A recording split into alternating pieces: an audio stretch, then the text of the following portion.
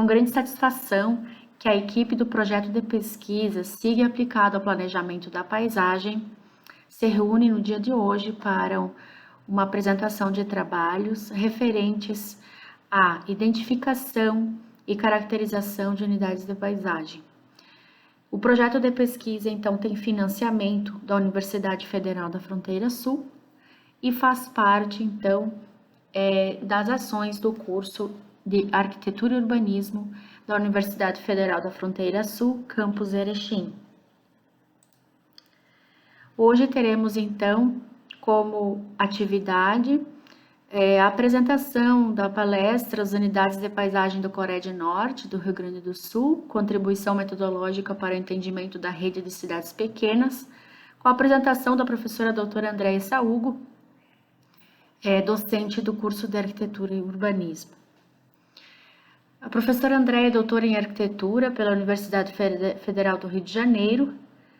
Então, essa apresentação faz parte do seu trabalho de tese, né? Teremos aqui, então, grande satisfação em poder acompanhar o seu trabalho. Ela possui graduação em Arquitetura e Urbanismo pela Universidade de Passo Fundo e mestrado em Arquitetura e Urbanismo pela Universidade Federal de Santa Catarina.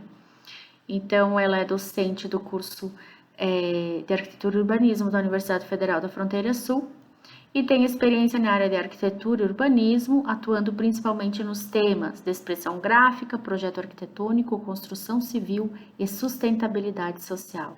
Professora Andréia, seja bem-vinda. Agradecemos enormemente a sua participação com a apresentação do seu trabalho de tese. Vai ser uma apresentação bastante resumida, então eu já fico à disposição caso alguém deseje alguma informação mais aprofundada ou ter algum conhecimento sobre alguma situação específica. Então, foi desenvolvido na Universidade Federal do Rio de Janeiro, no curso de pós-graduação em arquitetura, sob orientação da professora Andréia Queiroz. Então, a tese é dividida em 7 capítulos. O primeiro é uma introdução. O segundo capítulo trata da base teórica, né, dos principais autores que foram utilizados nos estudos. O capítulo 3 traz os procedimentos e métodos que foram adotados, explicando cada um deles e algumas especificidades. O capítulo 4 trata da paisagem estrutural, o capítulo 5 a paisagem antrópica, o capítulo 6 a paisagem cultural, e no capítulo 7 eu faço uma abordagem mais direcionada às cidades pequenas, algumas análises, principalmente das relações entre o espaço urbano e o espaço rural dessas cidades. Então, o que motivou a execução desse trabalho, né, dessa tese, foi a busca de compreender as unidades de paisagem do Cored Norte, que é essa região que compreende Erechim, né? Então, é o território da microrregião Erechim, tendo Erechim como cidade polo, e Erechim também acabou se tornando a cidade motivadora para esse estudo, por ela ser um polo regional que atende 31 outros pequenos municípios que estão nessa microrregião. Então, é uma região composta por uma grande variedade étnica, né, de descendentes de várias regiões do planeta, e essa questão traz várias particularidades para essa região, muito em função da apropriação cultural, né, e das heranças culturais que esses descendentes ainda refletem, né, no cotidiano, nos seus hábitos, e que também acaba sendo visualizada na paisagem. Então, foi por isso que essa região foi escolhida. Aqui o Cored Norte, então, é essa porção em vermelho no mapa do Rio Grande do Sul, e Erechim fica localizada exatamente ao centro, né, dessa microrregião. Além de ser um polo educacional, de saúde, também é um polo rodoviário, né, que é, na área urbana de Erechim acabam convergindo várias rodovias que são importantes para o desenvolvimento de toda a região e conexões com o estado de Santa Catarina e com a capital do Rio Grande do Sul também. Então, aqui Erechim, como eu já falei, cidade motivadora da pesquisa. E, inicialmente, né, a hipótese do trabalho, ela foi bastante simplificada, né, e abordando mais especificamente as relações rural-urbana nas cidades pequenas do Coreia do Norte. Então, tem-se por hipótese que a paisagem cultural define o tipo de interação entre o espaço rural e o espaço urbano nessas cidades pequenas. O objetivo geral foi, então, identificar e analisar as unidades de paisagem do Coreia do Norte através dos processos ecológicos, sociais e culturais e das interrelações estabelecidas entre o espaço rural e o espaço urbano das cidades pequenas como subsídio para o planejamento territorial. Os objetivos específicos, então, foram compreender a constituição do território em estudo a partir da sua paisagem natural estruturante, e aí essa paisagem natural, eu vou explicar melhor mais adiante, mas é aquela paisagem constituída pelos aspectos geobiofísicos. Analisar as modificações no território ocasionadas pelas ações humanas através dos processos culturais, identificar e analisar as unidades de paisagem cultural a partir dos processos socioambientais, analisar como se assenta a rede de cidades pequenas na paisagem cultural do território em estudo, e, por fim, investigar como ocorrem as interações espaciais entre o espaço rural e o espaço urbano das cidades pequenas a partir das diferentes unidades de paisagem cultural. A base teórica, então,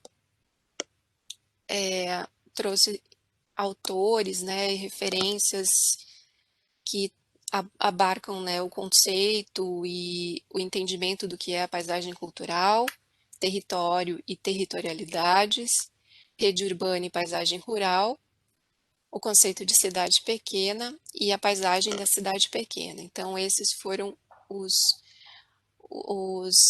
5 tópicos principais abordados na base teórica, que eram os elementos mais significativos para o entendimento das análises que precisavam ser realizadas. Quanto aos procedimentos e métodos, foram basicamente procedimentos cartográficos, a pesquisa de campo e o estudo de caso. Dentro dos procedimentos cartográficos, então, tem basicamente a elaboração de mapas. A pesquisa de campo envolve uma gama maior de métodos. E o estudo de caso, que é a área do Coreia do Norte. Essa figura, então, ela demonstra mais especificamente os métodos qualitativos utilizados, que são aqueles relacionados à escala micro e também relacionados à pesquisa de campo, que são a leitura visual, os estímulos cromáticos, os passeios sonoros e os percursos comentados, e os métodos quantitativos, que são aqueles direcionados ao entendimento da escala macro, sendo eles a cartografia e o método de agrupamento. Todos esses métodos utilizados, tanto quantitativos quanto qualitativos, se basearam, na verdade foram extraídos, né, e escolhidos a partir da necessidade do entendimento dos aspectos sensoriais, antrópicos e físico-territoriais. Então, inicialmente, a pesquisa iniciou com a base teórica para o entendimento das questões conceituais e, posteriormente, foi realizada uma pesquisa de campo que foi desenvolvida em 2 etapas.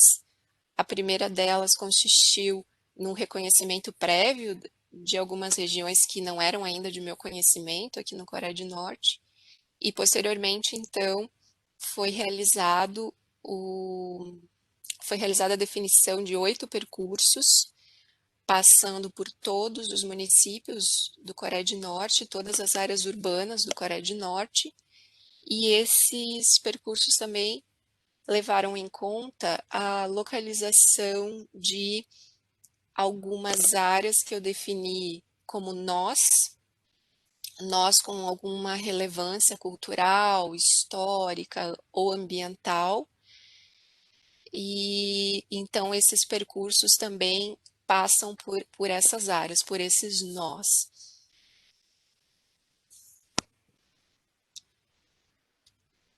Só para esclarecer, né, um pouco mais sobre o estudo de caso, que é aqui a região, microrregião de Erechim, Coreia do Norte, e os 32 municípios são, em sua maioria, municípios com menos de 5.000 habitantes.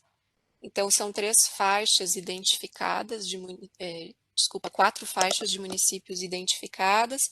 A primeira delas são 13 municípios com menos. Desculpa, agora eu tinha decorado essa informação, agora eu esqueci. Está lá na tese. Não lembro se são 13 ou 15 municípios com população até 5.000 habitantes. Depois tem 8 municípios com população de 5 a 8.000 habitantes. E aí tem, então, Getúlio Vargas, com um pouco mais de 16.000 habitantes, que é um subpolo regional, e Erechim, com mais de 100.000 habitantes.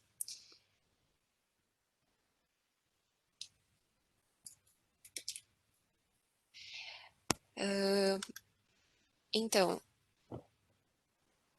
entrando mais na questão da paisagem estrutural, né, que é o primeiro tópico de análise, a paisagem estrutural ela é entendida como a composição de todos os elementos geobiofísicos que fazem parte da paisagem. A gente entende que não existe, na verdade, que a existência de paisagens naturais, puramente naturais, já não ocorre mais aqui na região do Coreia do Norte, né?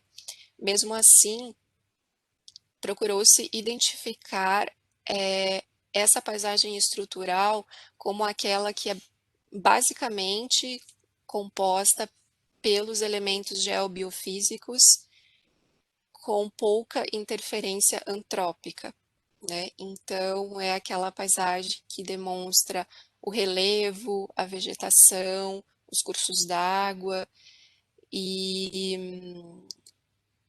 os afloramentos rochosos, né, que existem mais na porção norte do Cored, né, nas proximidades com o rio Uruguai. Então, toda essa questão que envolve geologia, hidrologia, vegetação, tudo isso fez parte do levantamento de dados, né, e também da pesquisa de campo. Então, a pesquisa transcorre com essas duas áreas, esses dois eixos concomitantes, né? O levantamento de dados em bases bibliográficas e também a pesquisa de campo, para que se pudesse fazer a conferência, né? Principalmente da cartografia que estava sendo produzida. E por fim, então, foram identificadas as unidades de paisagem estrutural. Então, como eu estava comentando, as layers, né, ou as camadas de informações utilizadas para definir as unidades de paisagem estrutural foram a geologia, a hidrografia, a hypsometria, a fisiografia, solos e a vegetação.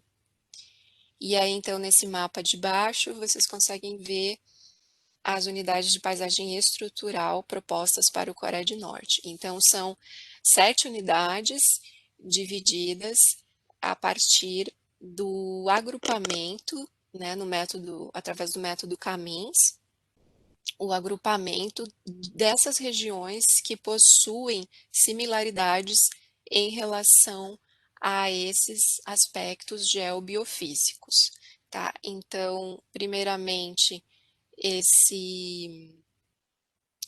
Essa análise foi elaborada através da união das layers, né, pelo Camins, e depois também foi feita a conferência em campo, e alguns ajustes foram necessários, né, até porque algumas áreas já estão muito desconfiguradas, digamos assim, por conta da ação antrópica, e então o resultado para as unidades de paisagem estrutural é esse apresentado no mapa abaixo.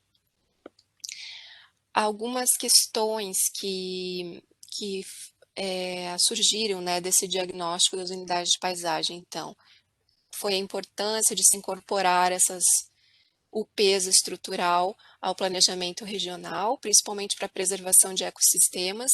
A gente tem uma situação bem específica aqui no Coreia do Norte, em relação a esses ecossistemas mais dependentes das áreas florestadas, e a gente tem algumas espécies diferentes de vegetação que compõem essa área, né? Na verdade, unidades de vegetação diferentes. Ela é basicamente floresta ombrófila mista, mas a gente tem na borda do rio Uruguai a floresta estacional decidual. E essa floresta que vocês até podem ver em verde aqui nessa parte superior com a borda do rio Uruguai, essa floresta estacional decidual, ela é a floresta mais degradada, mais debilitada de todo o bioma Mata Atlântica, né? Então, ela possui espécies endêmicas, que são características dessa área, né, dessa unidade de vegetação, que só existem nessas porções aluviais, né, próximas de rios, e no caso do Coreia do Norte é somente nessa região que ela é encontrada. E não só espécies vegetais, mas também espécies animais que são endêmicas dessas porções e algumas, infelizmente, a gente já não encontra mais, né? Há bastante tempo que elas já desapareceram. Outra questão importante é a possibilidade de nortear os padrões de usos permissíveis do solo a partir da gestão dos recursos hídricos, porque se entende que a rede hidrográfica ela é o principal elemento de vida, né? Então, de qualquer espécie, seja humana, seja animal, seja vegetal, né? Então, considerar um padrão ou padrões de usos permissíveis do solo, de acordo com essas unidades de paisagem, também pode ajudar a, a preservar esses ecossistemas e, da mesma forma, preservar a rede hidrográfica, né? Porque todos sabemos, né, que as fronteiras agrícolas elas vão avançando em direção às áreas florestadas, né? E isso prejudica muito a disponibilidade dos recursos hídricos. Não somente as áreas de agrícola, né, mas as áreas urbanas também têm um poder bastante devastador sobre isso. E também, por fim, ampliar as áreas de conservação ambiental, e aí eu faço a proposta de uma ligação entre as áreas de reserva ambiental que se encontram nas proximidades do Cored. A gente tem uma reserva ambiental ao leste, no Cored vizinho ao leste, e também a oeste, né? A oeste a gente tem mais reservas que são de terras indígenas, e também temos um pouco mais distante a Reserva Estadual do Turvo, que fica lá no município de Derrubadas, que também faz parte da floresta estacional decidual, né? Então, a proposta seria de alguma forma que essa porção de borda com o Rio Uruguai fosse melhor gestada, né, no sentido da conservação ambiental. E aqui eu trago algumas imagens que representam essas 7 unidades de paisagem. Então, uma UP foi denominada como Planaltos, a outra é uma UP de transição, porque ela faz a transição entre morros e serras baixas e o Planalto, então ela tem uma configuração diferente.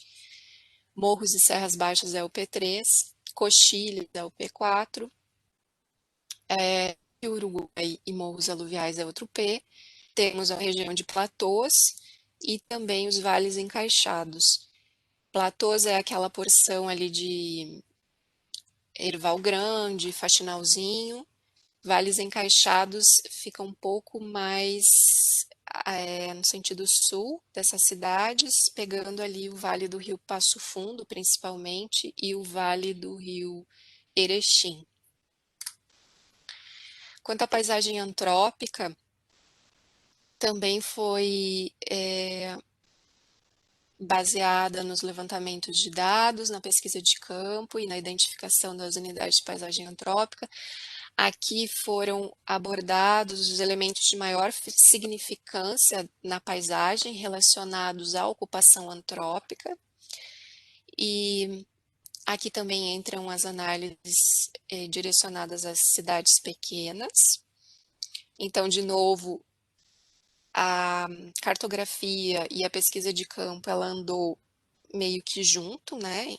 Primeiro eram produzidos os mapas e depois havia essa conferência também na pesquisa de campo. Então, aqui foram utilizados mais dados socioeconômicos, como taxa de crescimento da população, o IDESE, os sítios arqueológicos, que foi uma grande surpresa dessa minha pesquisa, porque eu não fazia a menor ideia de que existiam sítios arqueológicos e vários aqui na região do Coreia do Norte, e eu acredito que a maioria da população também não sabe da existência desses sítios. Uso do solo e produção agropecuária, o PIB per capita e o potencial turístico. Então, aqui no mapa abaixo, a gente tem o agrupamento de todas essas camadas, de todas essas layers, né? E que resultou em 7 unidades de paisagem. O que acontece nesse método do agrupamento, né? Porque vocês devem ter percebido que nas unidades de paisagem estrutural eram 7 unidades e agora de novo 7 unidades, né? O método de agrupamento, ele vai fazendo os agrupamentos por aspectos semelhantes, né, digamos assim, através de centroides. Então, chega num ponto, resumindo bem, né, e simplificando todo o processo, chega num ponto que não há mais variação no agrupamento, né? Então, esse agrupamento ele vai acontecendo sucessivamente e chega num ponto que não ocorrem mais mudanças, né? Não ocorrem mais alterações. Então, eu consegui, com 7 unidades de paisagem, chegar numa solução com uma variabilidade que foi certificada pela pesquisa de campo e garantindo o mesmo número de unidades de paisagem estrutural, porque eu precisava juntá-las, né, posteriormente, como vocês vão ver. Então, eu procurei trabalhar com o mesmo número de unidades para não ter tantas discrepâncias, né, ou ter uma extrapolação no sentido de ter unidades, muitas unidades semelhantes, né? Então, o essencial era captar as diferenças entre elas.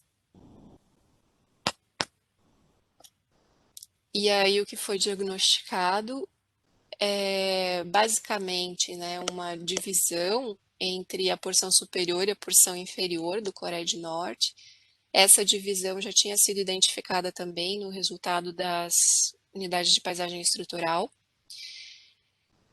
Na porção superior, aqui no caso da antrópica, né, a gente tem municípios com maiores dificuldades econômicas, principalmente de emprego e renda.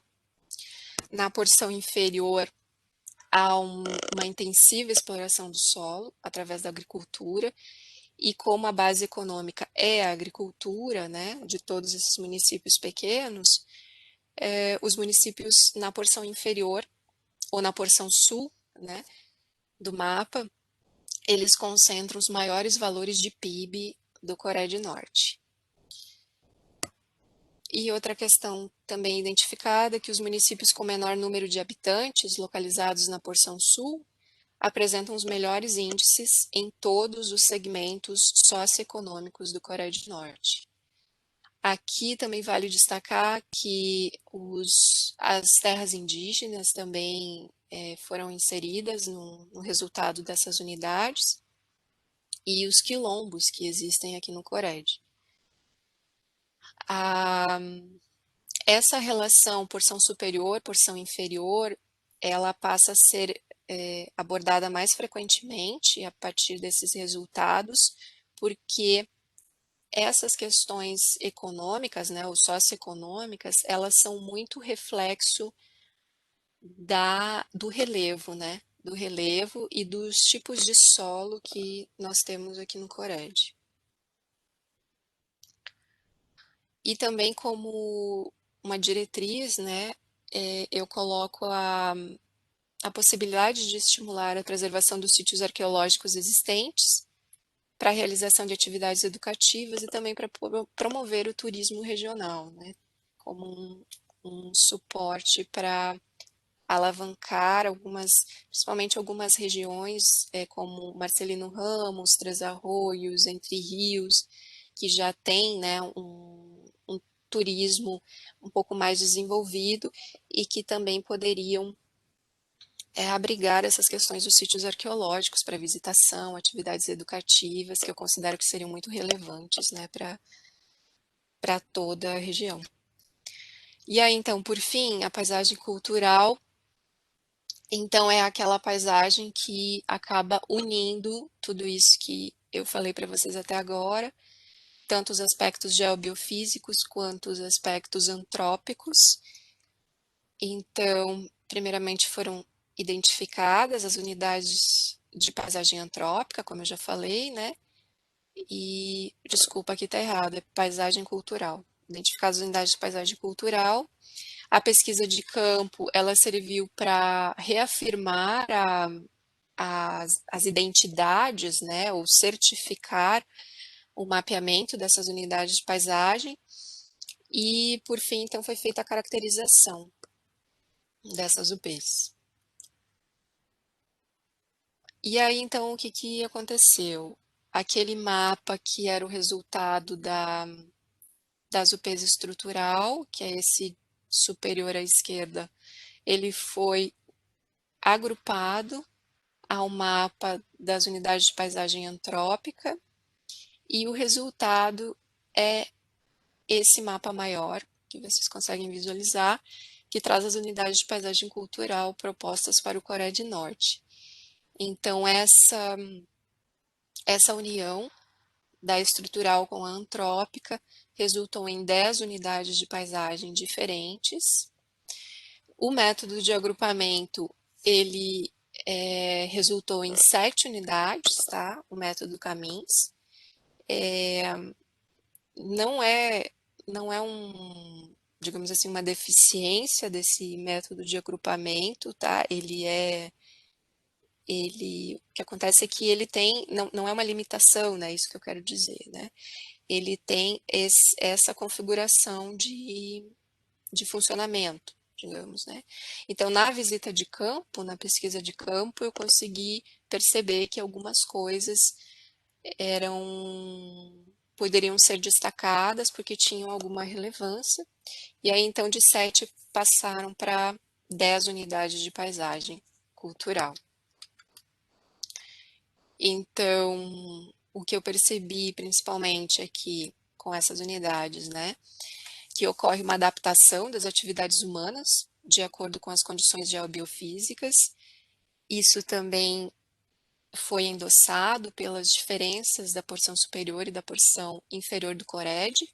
Para quem não sabe, né, na porção superior do Cored a gente tem uma área de relevo ondulado, bastante acidentado em algumas regiões, então isso dificulta bastante a mecanização do solo, né? Então as atividades agropecuárias são mais orientadas para a criação de animais de pequeno e grande porte. Em algumas áreas é basicamente grande porte, porque o relevo realmente não permite, né, a instalação de grandes estruturas. Na verdade, exigiria, né, um investimento bastante alto para isso. E na porção sul, então, a gente tem porções de agricultura extensiva, grandes áreas agricultáveis, né? É uma região que já tem um relevo suave, ondulado, bastante diferente do que é percebido na porção norte. Então, as regiões de relevo acidentado tendem a ter paisagens mais complexas e menos modificadas pela ação humana, e as regiões de relevo ondulado apresentam intensas alterações antrópicas na paisagem.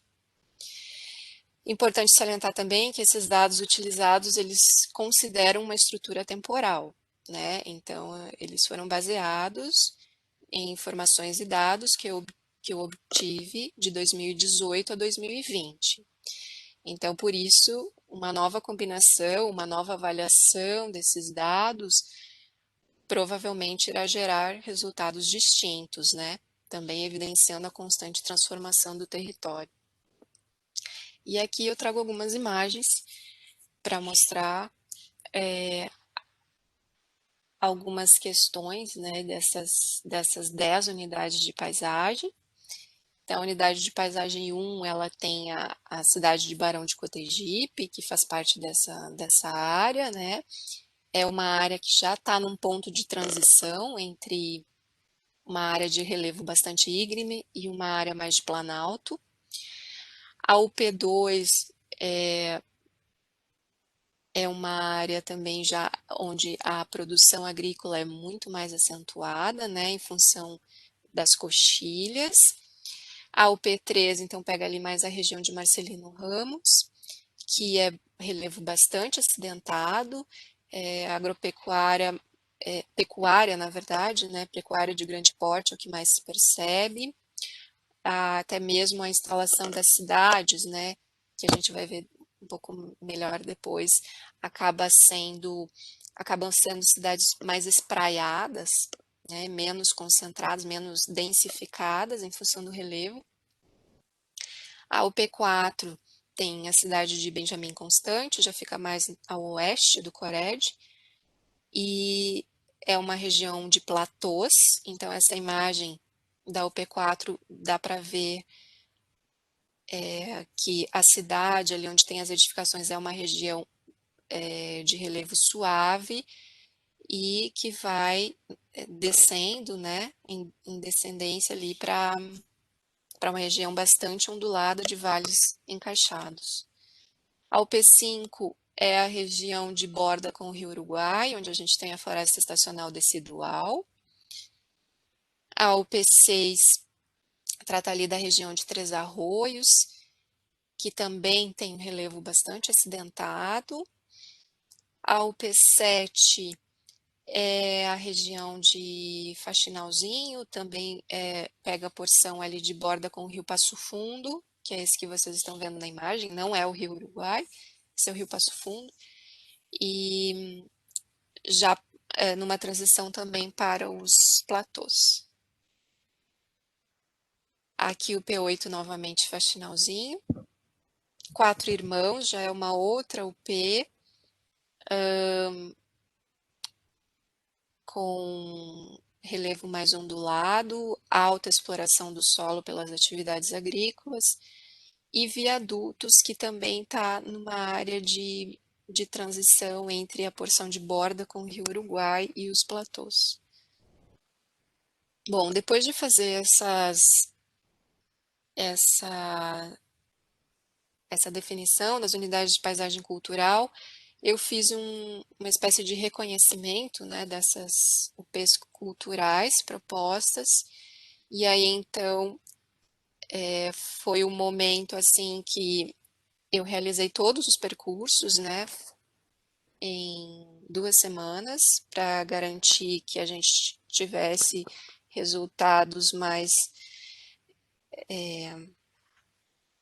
condizentes, né, assim, para pegar o mesma época do ano, mesmas condições climáticas.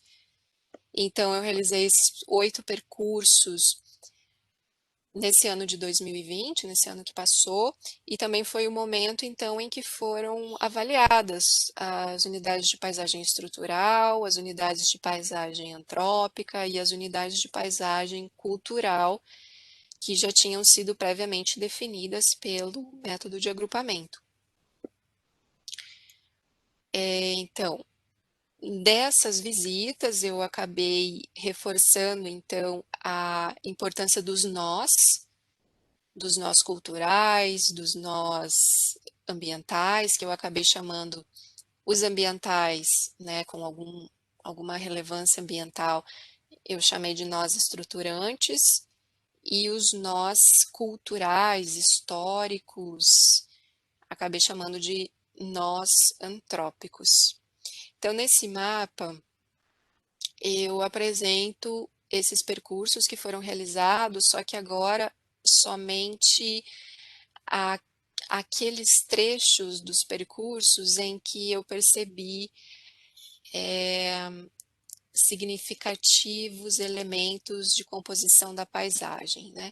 Então, foram divididos em percursos antrópicos, que são aqueles que são os que estão em rosa, que são aqueles que têm predominância de elementos antrópicos na paisagem, percursos estruturantes, que são então aqueles com predominância de aspectos estruturantes, né, geobiofísicos na paisagem, e os percursos ecoculturais, que eu acabei chamando, que são aqueles que unem os dois anteriores, os antrópicos e os estruturantes.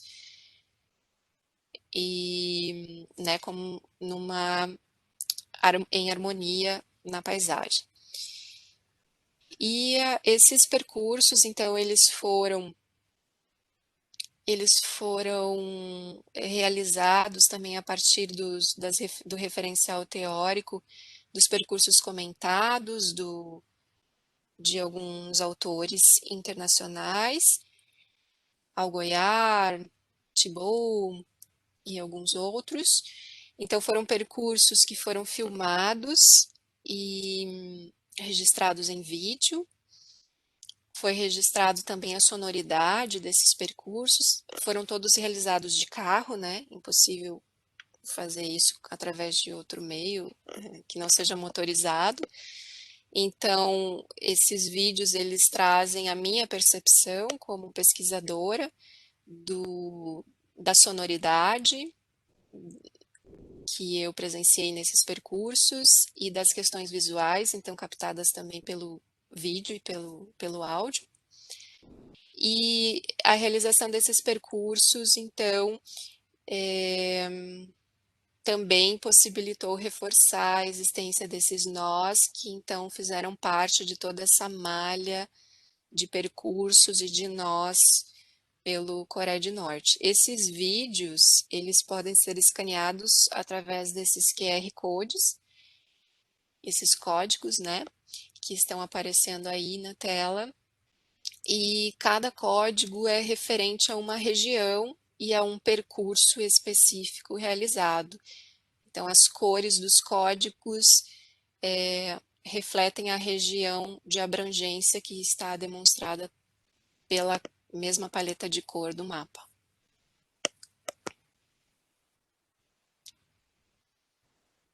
Nesse processo também, eu fiz leituras visuais, que foi um método muito importante para o meu trabalho, porque a paisagem, ela é para mim, né? Ela é algo essencialmente, não totalmente, né, visual, mas ela é basicamente visual, porque eu sou uma pessoa que me relaciono melhor com as questões visuais do que com os outros sentidos. Então, essa questão da leitura visual me ajudou muito a identificar essas unidades de paisagem cultural, né? Então, eu fiz desenhos, a maioria dos desenhos eu fiz na primeira visita que eu realizei, em 2018, e eles me ajudaram muito a perceber a composição, porque quando a gente para desenhar, a gente tem que primeiro, despender um tempo maior para observar a paisagem, e segundo, perceber alguns elementos que às vezes somente numa mirada a gente não consegue perceber, né?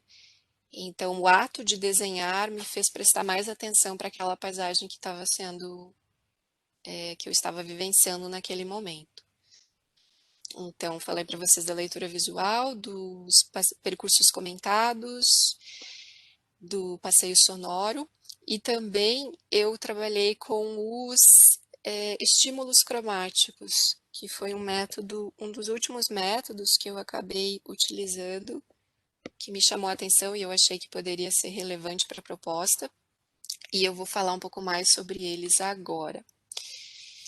Aqui eu mostro para vocês, então, alguns exemplos de nós que eu analisei, né, daqueles nós que apareceram no mapa anterior, eu analisei alguns nós mais de modo mais aprofundado. E então aqui nessa página vocês conseguem ver a localização do nó. Também tenho acesso ao vídeo, onde é um vídeo breve, tá? Onde eu registrei essa paisagem, registrei a sonoridade também de um ponto específico nessa área.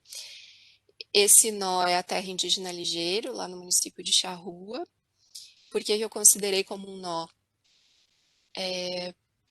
Pela questão cultural, principalmente, né, por ser uma reserva indígena caigangue, onde a gente tem uma expressão de dança, de artesanato, de música, de constituição espacial, de habitação e de ocupação da paisagem e dos recursos naturais, que é diferenciada.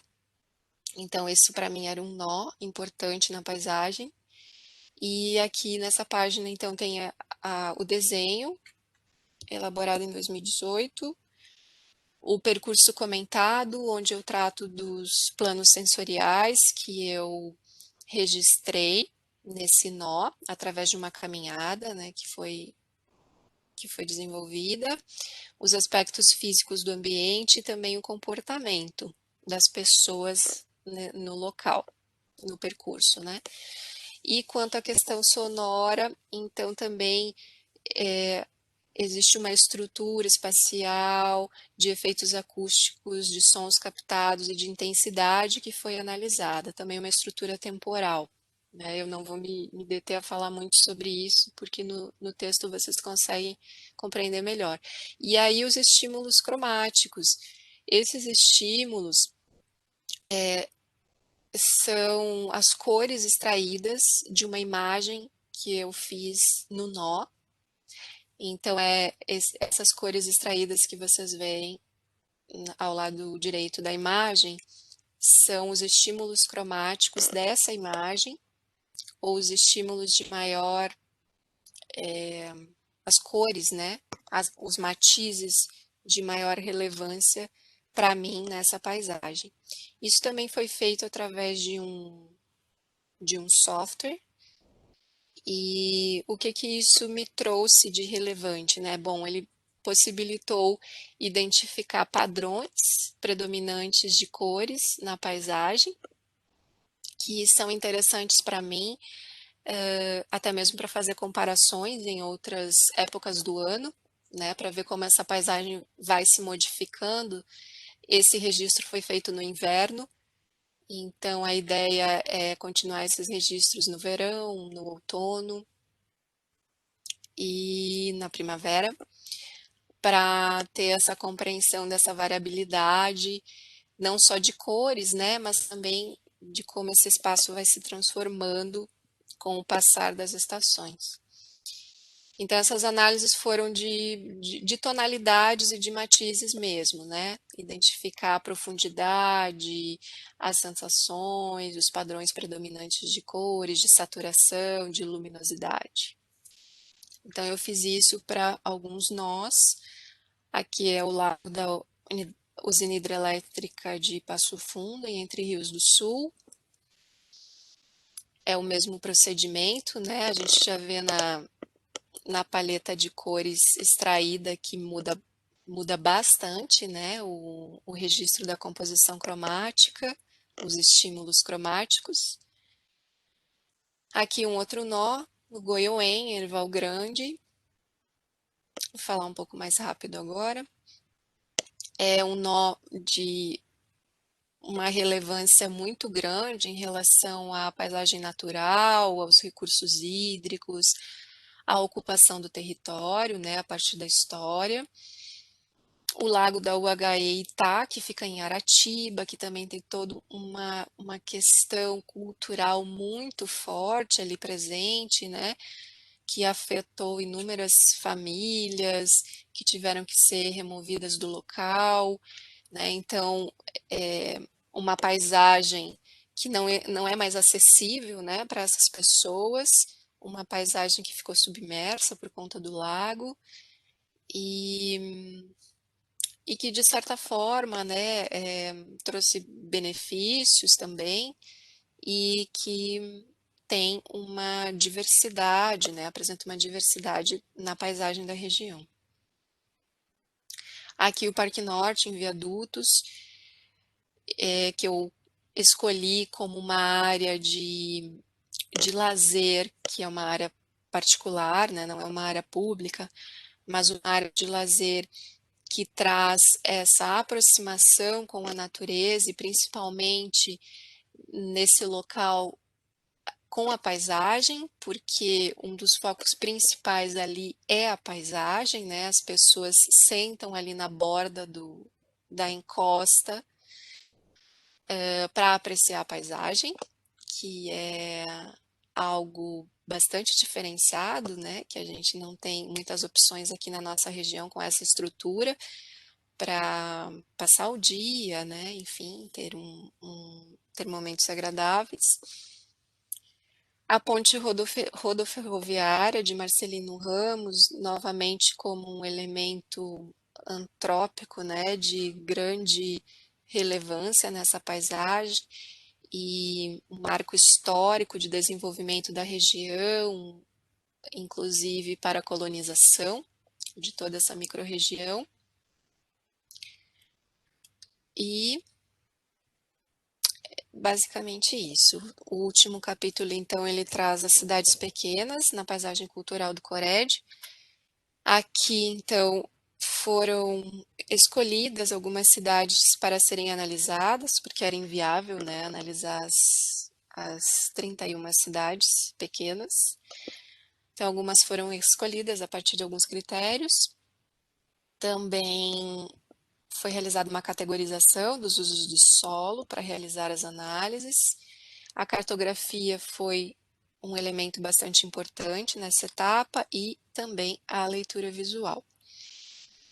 Então, eu parti primeiro dessas análises das cidades pequenas a partir desses dois levantamentos que foram realizados, da adequabilidade para a urbanização e da adequabilidade para a agricultura.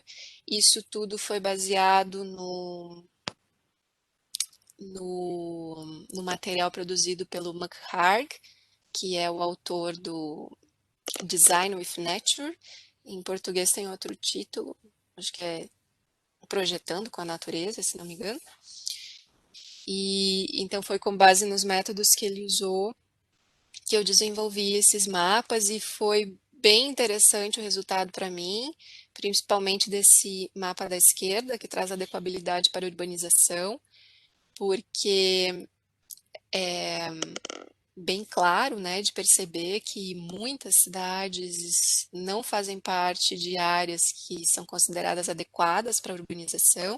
Alguns critérios foram levados em conta, né, como a declividade, áreas alagadiças, né, bordas de rio, banhados, APPs, tipos de solo também foram considerados, profundidade dos solos, solos rasos, dependendo, né, da condição do relevo, não são adequados para a urbanização. Então, teve vários critérios embutidos nesse mapa que então revelaram essa condição. Em vermelho são as áreas não adequadas para a urbanização e a maioria das cidades está posicionada nessa porção vermelhinha. E o mapa de adequabilidade para agricultura, que também é bastante interessante na questão das relações que eu analisei entre o espaço urbano e o espaço rural, né? Então, ele traz aqui, são 5 categorias, o vermelho mais escuro é o não adequado para agricultura, e aí também tem critérios, né, para se chegar nesse resultado, principalmente o relevo e o tipo de solo. E aí esses dois mapas, então, foram utilizados nas análises que se seguem, e aqui eu trouxe um compilado, digamos assim, de tudo que foi levantado, né, analisado do material até esse ponto, de modo que eu pudesse, né, e isso quebrou a minha cabeça um tempo para montar, porque eu precisava localizar as cidades nas unidades de paisagem. Eu precisava demonstrar como é que as cidades se assentavam nas unidades de paisagem. Isso era muito importante para mim, para o entendimento do trabalho, né, e das unidades de paisagem em si. Então, de que forma essas cidades se assentavam na paisagem? E aí, então, eu realizei esse gráfico, onde eu trago um perfil do Coreia do Norte, né? Esse é um perfil leste-oeste, e eu consegui inserir as cidades no perfil, mas quando eu falo cidade, eu estou falando da área urbana, tá? Consegui inseri-las no perfil e aí eu consegui visualizar todas as informações que eu tinha levantado até então, principalmente aquelas relacionadas aos aspectos geobiofísicos, né? E a paisagem em si. Então, aqui eu separei por UPs, né? Vocês conseguem ver acima do gráfico, a identificação da área que cada UP abrange no corte, né? E aí, então, de acordo com essas áreas, eu tenho aqui a vegetação original, né?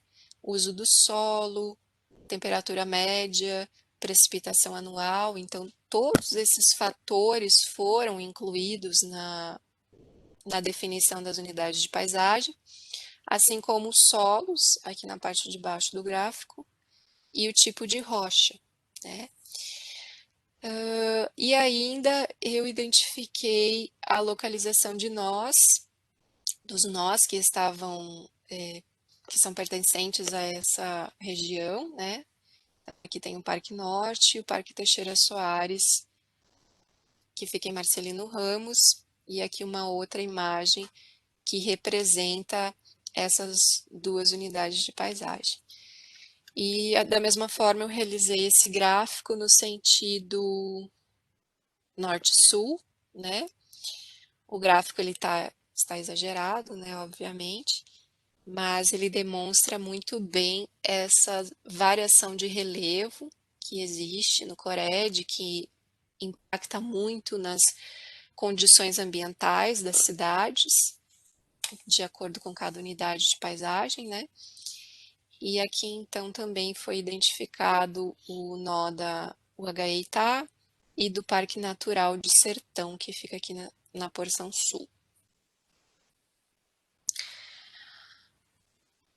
Aqui foi um outro estudo unindo, então, as unidades de paisagem cultural, a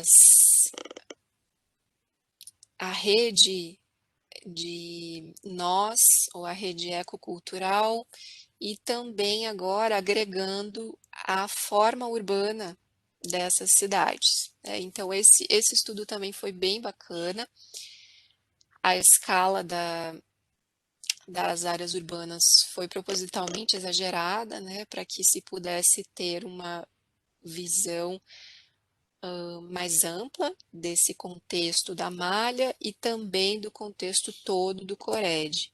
Então, muito visualmente, né, a gente percebe de novo uma diferença. Porção sul com malha ortogonal em praticamente todas as cidades, porção norte já com uma malha que precisou se adaptar um pouco mais ao relevo ondulado, né? O relevo mais ondulado não, o relevo acidentado. Ainda que em muitas cidades a gente percebe aquela insistência na malha ortogonal, na quadrícula, que acaba por muitas vezes não sendo nem um pouco adequada ao relevo e que ocasiona então aquelas ruas de subida intensa, né? Aqueles lotes que acabam ficando muito íngremes, né? E assim por diante. Então, isso que eu coloquei, que a forma urbana das cidades é conduzida pelo relevo onde estão localizadas. Principalmente foi identificado que cidades espraiadas estão na porção de relevo mais acidentado e cidades mais aglomeradas, né, com maior aglomeração, onde o relevo é ondulado. E aí, depois disso, eu escolhi 6 cidades para realizar análises mais aprofundadas da relação urbano-rural, ainda em função da necessidade de compreender como essas cidades se assentam nas unidades de paisagem. Então, eu escolhi essas 6 cidades. Primeiro, essas 4 que estão em destaque, que são Erval Grande, Aratiba, Viadutos e Sertão, porque elas têm a malha urbana tocando, a malha urbana situada em uma unidade de paisagem, tocando outra unidade de paisagem. Tá? Então, me instigava a saber o que acontecia ali, nessa posição, nesse local onde ocorre essa transição de uma unidade para outra dentro da área urbana, né, ou no limite da área urbana. Por isso escolhi essas 4 cidades e também escolhi 2 cidades que são Barra do Rio Azul, aqui na porção superior, e Campinas do Sul, na porção inferior, que são cidades totalmente distintas, de tamanhos distintos, né, e com conexões muito diferenciadas com o seu entorno rural. Então, isso que eu vou mostrar para vocês agora, né. Eu defini algumas categorias de uso do solo para conseguir fazer essas análises. Então, áreas produtivas são aquelas relacionadas à atividade agrícola intensiva, então produção de soja, milho, trigo, outros cereais também. Áreas produtivas relacionadas à atividade agrícola não intensiva, que é a pecuária e outras como piscicultura, fruticultura, suinocultura, avicultura, incluindo também as benfeitorias. E áreas de cobertura vegetal compostas por matas remanescentes e por florestamento de espécies exóticas. E ainda usei uma simbologia, né, para conseguir identificar e retratar no mapa as interações entre o espaço urbano e o espaço rural. Então, utilizei símbolos lineares ativos, que são aqueles que demonstram que existe uma interação entre, às vezes, é uma interação nos 2 sentidos, às vezes é uma interação somente em um sentido. Também tem a drenagem, áreas focais, e símbolos passivos, que são aqueles que funcionam como barreira ou como limite entre uma região e outra. E aí, quanto menor o símbolo, menor é a interação, quanto maior o símbolo, maior é a interação. Então, aqui a primeira cidade analisada, que é Viadutos. Viadutos é uma cidade que tem a ferrovia como um condicionante de expansão da malha urbana, principalmente nessa porção aqui nordeste, que é exatamente onde a unidade de paisagem toca a malha urbana. Não sei se vocês conseguem ver, mas aqui tem uma mancha que é de um verde mais saliente. Essa mancha é uma unidade de paisagem e toda a área urbana, toda essa outra porção é outra unidade, né? A malha urbana ela está na UP10 e essa aqui que toca nessa lateral leste é a UP6. Então eu percebi que aqui ocorre, né, uma barreira topográfica bastante relevante aqui, proeminente, e que de certa forma acaba gerando uma, digamos assim, uma preservação maior dessa linha férrea. Então, essa barreira e a linha férrea condicionam aqui a expansão dessa área. E esse foi o principal fator nesse sentido do assentamento da unidade de paisagem. Quanto às interações, né, essa unidade que toca a borda da cidade, ela diminui muito as interações do rural para o urbano e do urbano para o rural. O que acontece é, em algumas áreas, uma interação maior por conta de áreas florestadas, né? E o que é essa interação para mim? Essa interação é quando eu tenho acesso, seja físico, seja visual, nos dois sentidos ali. Então, eu tenho acesso da cidade para a área verde, eu tenho acesso da área verde para a cidade, no sentido de que a área verde contribui para a ambiência urbana, contribui para o microclima, contribui com relevância para a paisagem, né? Já no outro lado, para fazer a diferenciação para vocês, né, na porção oeste aqui da malha urbana, as interações são bastante reduzidas porque a gente tem áreas agricultáveis.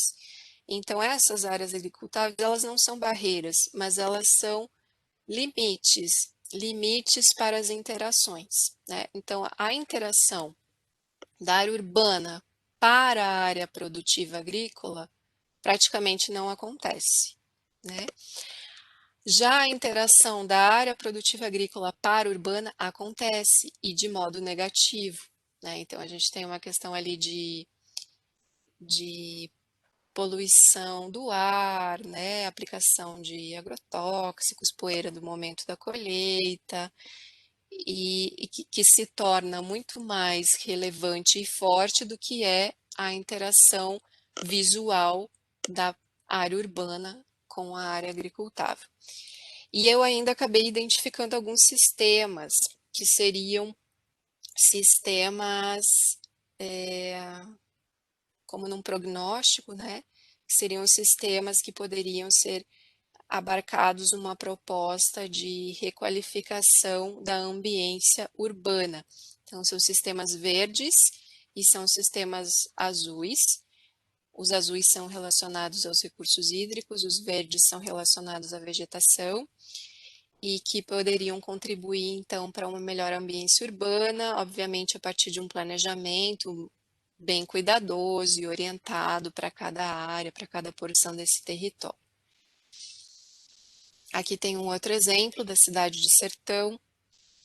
Sertão fica na UP4, né? A área urbana fica localizada na UP4 e ela faz limite com a UP9, que é essa outra mancha aqui que está pegando mais essa parte de baixo do mapa.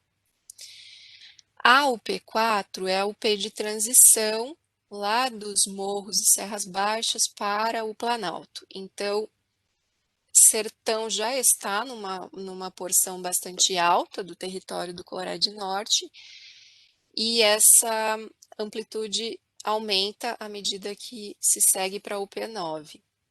A UP9 é essencialmente de produção agrícola intensiva e apesar de que aqui, né, no mapa a gente consegue perceber talvez não tão claramente essa abertura para as áreas agricultáveis aqui, né, nessa mancha, mas ela ocorre muito intensivamente a partir dessa área. Sertão também tem essa condição da ferrovia que aqui acaba cruzando a malha urbana da cidade de norte a sul.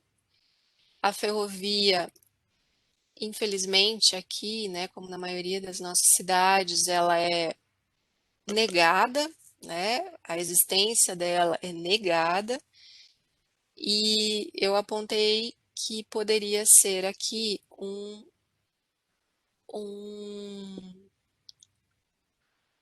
um relevante sistema verde de valorização desse marco histórico, né, que passa dentro da área urbana, como preservação cultural também e da paisagem dessa região. Aqui vocês percebem que eu estava falando que fica numa porção bastante alta, porque o sistema azul, né, ele começa próximo da cidade e então vai descendo em relação aos vales.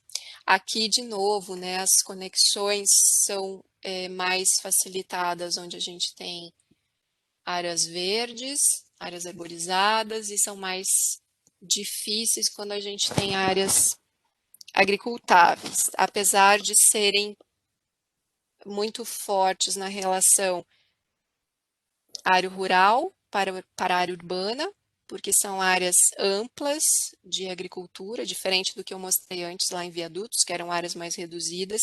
Aqui a gente passa a ter áreas bastante amplas agricultáveis que interferem muito na, na área urbana.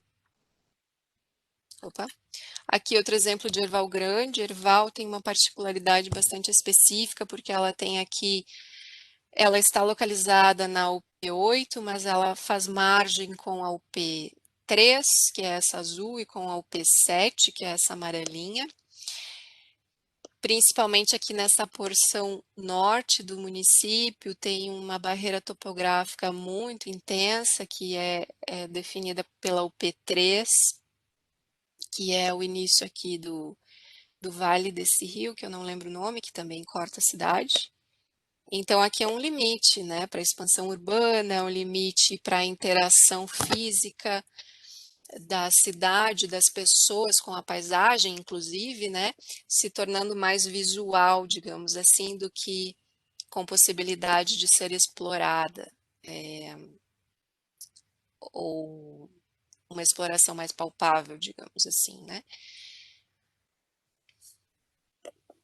Passar mais rapidinho. Aqui Aratiba, que tem uma condição muito especial, digamos assim, ela está num fundo de vale, na confluência de vários rios. Tem uma unidade de paisagem, que é o P5, que é aquela que sai lá da borda do Rio Uruguai e chega ali na margem.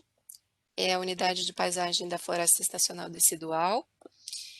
E aqui o que mais se destaca é a condição biofísica, né? A rede hidrográfica, a paisagem, vocês percebem que já tem muito mais manchas verde escura, que é aquela vegetação de cobertura vegetal de mata. Então, isso é proporcionado por conta do relevo. As áreas agricultáveis são bastante reduzidas. É uma região que tem mais pontos focais por conta justamente desse relevo, né? E vejam como é uma cidade bem mais espraiada, né, do que o exemplo de Sertão, por exemplo, né, que era bastante uma malha urbana bastante condensada.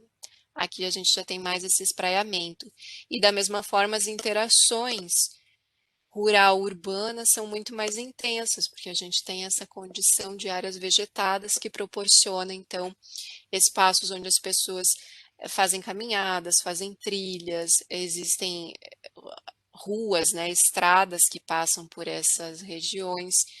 Da mesma forma, é uma condição ambiental que proporciona maior agradabilidade para essa malha urbana, né, por conta da aproximação com essas áreas verdes. E então foi destacado ali os sistemas também, principalmente azul, né, ou verde azul aqui nesse caso, que tem bastante destaque na paisagem, que poderia contribuir mais significativamente para uma ambiência urbana de maior qualidade nessa cidade. Barra do Rio Azul é um daqueles exemplos que não tem essa condição de borda com outra unidade de paisagem, mas eu trouxe porque me chamou bastante atenção, porque é uma cidadezinha bem pequena, localizada ao norte, numa região de relevo bastante íngreme, vocês podem observar pela imagem, né, ali na parte de cima. Ela é cercada por morros e por vários cursos d'água, que estão os mais significativos, né, em volume de água. Ela também tem lá embaixo, no meio da cidade, essa confluência do Rio Palomas com o Rio Azul.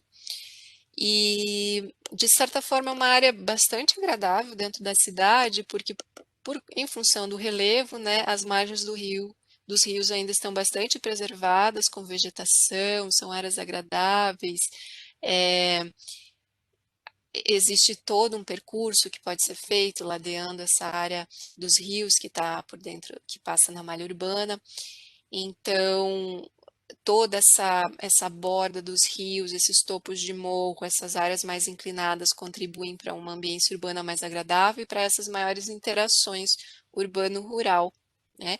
Aqui já vocês veem que as áreas agricultáveis de produção intensiva, né, são bastante reduzidas e na borda da cidade, ao menos, né, essa era a principal questão de análise, e a pecuária, né, a pecuária de animais de grande porte é o que mais tem presença nessa, nesse raio de análise ao redor da cidade. E aí, em contraste, eu vou mostrar para vocês agora Campinas do Sul, que fica aqui na porção sul, né, do território, com uma borda extremamente antropizada, né, pela produção agrícola de lavouras, de soja, milho, cevada, e tem uma questão, na verdade, todas essas cidades que se assemelham, né, com essa borda bastante agricultável, tem uma questão de negação dos seus rios, né? Negam os seus rios, fingem que eles não existem. Os rios são canalizados, principalmente, né? Em muitos trechos, e vocês veem que as áreas vegetadas são muito restritas, né? São remanescentes, são fragmentos muito pequenos. E então as interações do urbano para o rural praticamente não existem, né? Então a gente não tem nenhuma diversidade paisagística muito significativa, porque é basicamente somente lavouras. E, e essas interações, então, são muito limitadas, partindo de pequenas áreas, de áreas produtivas não intensivas. Bom, basicamente era isso. Falando bem brevemente, as minhas considerações finais apontam, então, né, que a paisagem cultural é de extrema importância, principalmente para a identidade local e regional do Coreia do Norte. O estudo das cidades pequenas, de modo isolado, ele não se suporta sem o estudo maior da paisagem na qual essas cidades estão inseridas, pois essas paisagens penetram essas cidades pequenas de modo mais intenso do que são penetradas por elas, diferentemente do que ocorre numa metrópole, né? Não sei se eu me fiz entender, mas o que eu quero dizer é que o entendimento dessa paisagem maior, né, dessa escala macro do Coreia do Norte, foi essencial para que eu pudesse compreender como essas cidades pequenas se situam, né, se assentam na paisagem, como eu já falei, porque essa paisagem macro penetra essas cidades pequenas, né, o inverso não ocorre. E também uma questão bastante importante, né, é que ficou bastante clara que esses aspectos geobiofísicos, antrópicos, conformam a paisagem cultural e conduzem essas dinâmicas urbanas. No texto eu falo mais sobre isso, e principalmente quanto à organização espacial dessas cidades pequenas. E, novamente, que a paisagem cultural, então, define o tipo de interação entre o espaço rural e o espaço urbano das cidades pequenas, sendo conformada pela interligação entre o campo e a cidade. O campo muito mais presente na cidade, a vida rural muito mais presente na vida urbana, do que o inverso. E sendo rural, então, o maior agente promotor da paisagem do Coreia do Norte, as cidades pequenas ou a rede, né, de cidades pequenas se articula através da paisagem territorial que este rural define. E outra questão que eu abordo um pouco mais de forma mais aprofundada no texto é o quanto essa paisagem cultural também está presente nas interações sociais, né? Quem já viveu numa cidade pequena ou teve a experiência de tem experiência de ter familiares, enfim, sabe o quanto essa paisagem cultural, né, a paisagem rural principalmente, ela faz parte das interações sociais, né? É a horta, é o pomar, a, a, a gente consegue perceber, né, a produção agrícola, as áreas de criação de animais, isso tudo é muito presente no cotidiano dessas cidades, né? Então essas interações sociais também são muito pautadas por essa paisagem cultural. E é isso.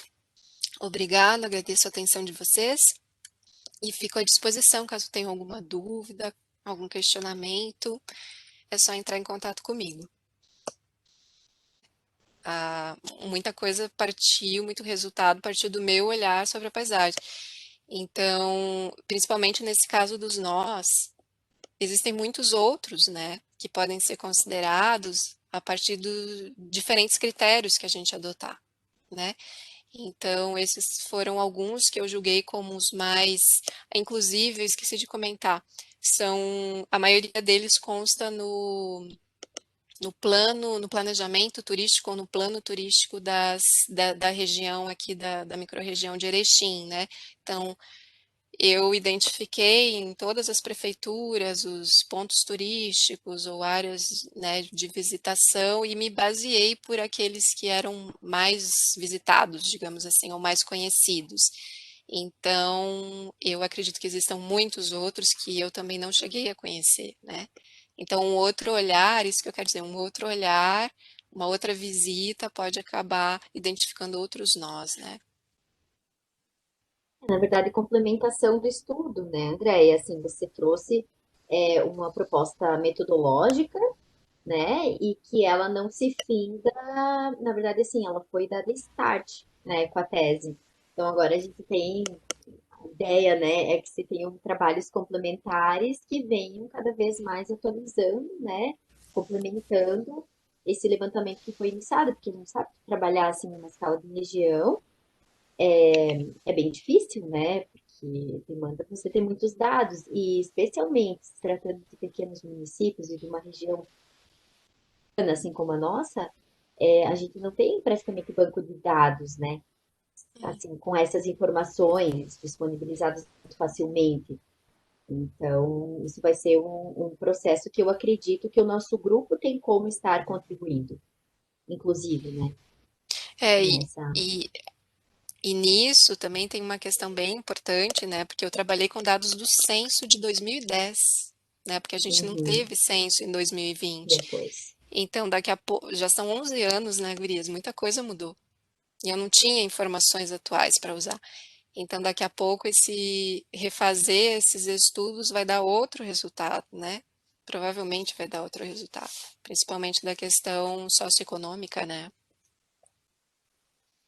Mas eu ressalto assim do que tu apresentou para nós, né, enquanto um método, né, que eu achei assim muito completo, né? Porque, como a Daya falou, ele permeia diversas escalas, ele vai desde aspectos que são bem objetivos até outros que são bem perceptivos, né, que envolve percepção ambiental e tal. Então, muita coisa a gente já utilizava, né, nas componentes curriculares, ali P7, P8, e trazendo outros autores com algumas coisas semelhantes, né, mas então a gente tem agora uma aplicação prática, né, para uma realidade que é nossa, né? E isso eu acho que nos dá bastante confiança, assim, segurança para pegar e fazer agora exercícios, né? A partir dele. Então, cada vez mais, de repente, aprimorando, né? Essas ferramentas e Sim, tudo, né? Então, a gente inclusive, consegue dar, tipo, um passo além, como a Daya, né, também estava falando, em relação ao que a gente aplica tanto nas oficinas de SIG, né? O SIG aplicado pela paisagem, quanto da própria componente curricular, né? Então, eu já fiz algumas anotações aqui para a gente utilizar já no P7, né? Espero que, não sei se a tese já está publicada no repositório acho que ainda não, do mas eu FRJ. creio que não tenha nenhum problema, né? Já foi defendida. Uhum. Que daí a gente pode estar usando como referência, né? Sim, sim. Muito bom. Obrigada, Gurias. Obrigada E daí pela. eu só até coloquei a perguntinha ali, é porque isso é bem pessoal meu, né? Sobre como que você definiu, né? Quais critérios que você usou para a escolha dos aspectos mais usados para as UPs antrópicas? Se A foi, PIB, aquelas é informações isso. econômicas, socioeconômicas, aqueles basicamente foram dados de porque eu tinha condição antrópica para analisar, né? Então precisava dos dados socioeconômicos, então eu fiz levantamentos a partir do IDESE, que é um índice aqui do estado, não sei se Santa Catarina usa o IDESE também, porque a maioria usa o IDH, né? Mas eles são bem semelhantes. E então eu usei o IDESE, usei o PIB per capita, o IDESE é educação, renda, saúde, né? Basicamente. PIB per capita e essas informações que pudessem me dar, me demonstrar o que é essa população, né? Quem é essa população, de que forma ela se mantém, né? Aqui, então também observando a produção agropecuária, a produção, prestação de serviços, né? E e isso para mim era essencial para entender os reflexos na paisagem, né? Então, esses para mim, peguei esses como os critérios principais, de modo bem abrangente, também para não acabar segregando de certa forma, né? Se fosse usar critérios mais restritos, né? Então, foram os mais abrangentes que eu pude encontrar. Não sei se foi isso que tu me perguntou, mas Sim, era isso. Até para saber também assim, se é do que você julgou, né? Se, eu adotei esses porque eu achei esses os mais amplos, ou se sim, você pegou algum outro trabalho como referência, não, ou se eram, tipo, as informações que você tinha disponível, né? Porque daí eu acho que entraram depois os que você falou que depois até alguns viraram nós, né? Tipo, pontos turísticos, não, pontos mas turísticos também entrou, eu tinha que que voltar na entrando apresentação isso aqui para lembrar de como. todos. Ah, não, não, não precisa não. Mas é porque assim, eu lembro que quando eu fiz a tese, eu também tinha esse aspecto, né, para analisar. E aí também muito foi em função do que eu tinha disponível, né, de dados, assim, para a região, porque às vezes você tinha uma informação, mas era para um município, então não aplicava para a região e tal. Então, Isso. só entender um pouco se foi esse contexto também, né? É, porque aí, como eu estava trabalhando com o Cored, isso me facilitou bastante, porque existem Uhum, muitos estudos, apesar de meio desatualizados, para esses Coreds, né? Estudos do uhum, governo mesmo, principalmente no sentido do planejamento para o desenvolvimento socioeconômico, né? O uhum. Estado faz estudos periódicos em relação aos Coreds. E aí isso me deu bastante suporte. Então, algumas coisas eu peguei de informações desse planejamento, que daí eu conseguia visualizar, né, o que está precário, né, e aí eu conferia essas informações nos dados, principalmente do IBGE, do IDESE, como eu já falei, né? Procurava essa informação mais atual, digamos, o Uhum. mais atual que tivesse. Mas basicamente foi do meu entendimento, assim, o que que eu preciso observar, o que que eu preciso analisar, e aí fui atrás das informações. Legal. Andréia, em relação à escolha do CORED, né? Foram esses estudos que foram disponíveis que te fez delimitar esse como ponto de partida para o desenvolvimento dos estudos da paisagem? Na verdade, a região foi muito em função da localização aqui do nosso curso, né, da nossa universidade, e o interesse de entender essas cidades pequenas, né? Então, sabendo dessa divisão, eu já sabia que o estado tinha essa divisão em Coredes, né? Eu achei, existem outras divisões, só que são divisões de áreas maiores, então eu achei que pegando o Coreia do Norte já teria material suficiente, né, para fazer esse levantamento. E ele já me dava suprimentos, né? Erechim como uma cidade polo regional e as outras como cidades menores. Achei interessante essa pergunta da Daiane, porque a Bruna tem um trabalho do TFG que tem esse aspecto, né? É, qual o ponto de partida? Né? A Bruna depois pode falar também. Mas do que eu me recordo, a gente estava nessa discussão. Ah, vamos trabalhar com, já de cara, assim, sair com um recorte que é Cored, ou alguma outra coisa assim pré-estabelecida, ou nós fazemos uma divisão de região que seja talvez uma divisão mais condizente com os nossos estudos de paisagem, como por exemplo pegando a rede hidrográfica, né, e vendo essas macroestruturas hidrográficas, claro que ela vai estar inserida dentro de uma região, né, de um corédio ou de uma coisa assim, mas não propriamente a divisão, o polígono utilizado ser propriamente o do cored, né? Então, eu gostaria de saber o que que você acha sobre isso, né? É lógico que eu entendo, assim, quando a gente pega, por exemplo, eu vou pegar um estudo desses de hidrografia. E aí eu vou ter as regiões hidrográficas, as bacias, né? E aí eu tenho, por exemplo, a felicidade de isso tudo estar dentro do recorte de um CORED. Isso me facilita. Mas de repente tem uma pontinha que está dentro de um outro CORED, né? Então, na hora de eu analisar os dados, eu vou ter que considerar dados das duas COREDs, né? Então, pode ser que isso torne um pouco mais complexo o trabalho, né? Mas o que você acha sobre esse exercício? Você chegou a fazer isso ou não, né? Porque eu lembro que no É, início tu estava nessa discussão também, né? De qual definição de região utilizar. é. Eu realmente no início foi bastante contraditório assim para mim descobrir o Coreia do Norte, suas características e ver que ele parte duas subbacias do Rio Uruguai, né? Existe uma divisão exatamente no meio do Coreia do Norte. De um lado é a bacia do Rio Passo Fundo, do outro é a do Rio Apuaí. E aí isso gerou uma discussão enorme, né? Por que isso, né? Porque eu até falo isso na tese, né? Eu acho, tá, que deveria partir da hidrografia. A hidrografia é uma rede, ela é toda interconectada. Então, se você tem algo acontecendo lá na pontinha, né, vai interferir em todo o restante. E, e uma coisa que eu percebi, assim, que eu achei muito falho, né, eu até comentei dessa questão do planejamento dos COREDs, que é realizado com certa frequência, né, porque daí existem comitês para cada bacia hidrográfica, eles não conversam, né, então dentro do Coreia do Norte estão as duas, e elas não conversam entre si, e o CORED que está aqui pegando uma parte da bacia não conversa com o outro CORED que está do lado e não conversa com o outro que também está dentro da mesma bacia.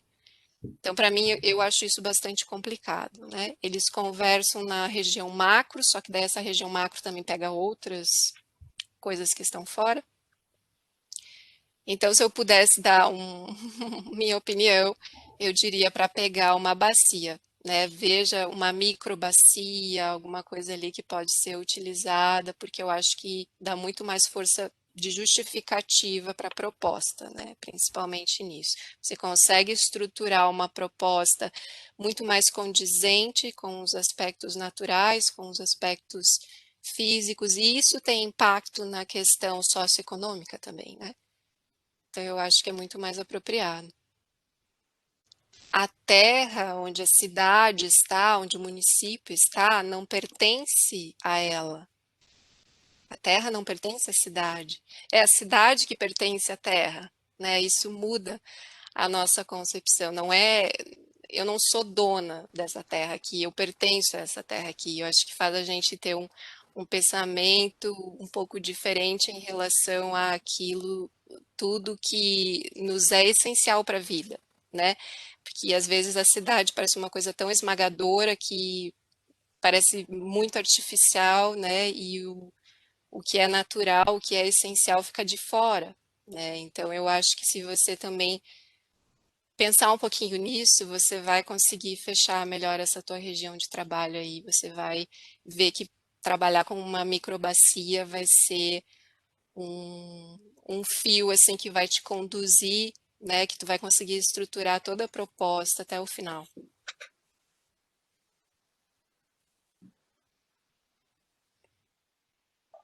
Nossa, muito bom. Inclusive, né, salientar aí no finalização do trabalho, né, eu acho que você conseguiu ali na finalização colocar realmente essa, agora a partir dessa tua fala, né, aquele entendimento da cidade pequena, como ela se coloca em relação à própria paisagem, né, e como ela faz parte de uma paisagem macro, né, um sentido maior. E como a escala anterior, né, vamos dizer assim, a escala territorial, ela é imprescindível para o desenvolvimento e para o estudo urbano, né? Então a gente não tem aí como fazer um desenvolvimento, um planejamento nesse sentido de município, muitas vezes de região de desenvolvimento, sem entender esse contexto macro que precisa ser e que é tão negligenciado, né? Eu acredito que o estudo da paisagem ele vem aí em consonância, né, inclusive com as questões de inovação, com as questões, né, de sustentabilidade e caminhos alternativos para o desenvolvimento. Então, são muitas experimentações e essa realidade da cidade pequena foi muito bem explorada por ti. A gente agradece muito aí esse desenvolvimento, né? Parabéns, André, mais uma vez. Obrigada. Eu acho que tem bastante coisa ainda a ser feita, né? Principalmente naquela escala micro. Eu acho que tem outras abordagens que podem ser dadas, aprofundadas também, né? Inclusive analisando outras cidades. Eu só analisei 6, mas estamos aí para dar continuidade ao trabalho. Beleza.